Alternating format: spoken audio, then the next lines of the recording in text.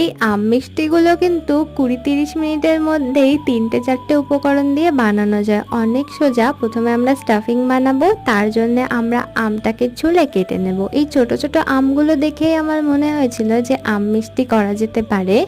তো স্টাফিংটা বানানোর জন্য আমরা একটা ম্যাঙ্গো সস বানাবো।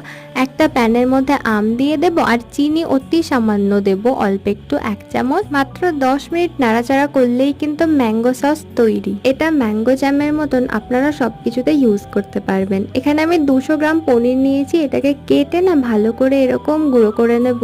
এখন এটাকে আমরা দিয়ে দেবো প্যানের মধ্যে। এখন আমের যে সসটা বানিয়েছিলাম ওটার থেকে কিন্তু কিছুটা রেখে দিয়েছিলাম। ১ চামচ চিনি দেবো আর ২ চামচ দিয়ে দেবো মিল্ক পাউডার। এটাকে ভালো করে মেশাতে থাকবো। ১০ মিনিটের মধ্যে এটা তৈরি হয়ে যাবে। লাস্টে একটুখানি ঘি দেবো। এইভাবে একটা করে আমরা আম মিষ্টি বানিয়ে নেব। খেতে কিন্তু খুবই সুস্বাদু হয়, ট্রাই করবেন।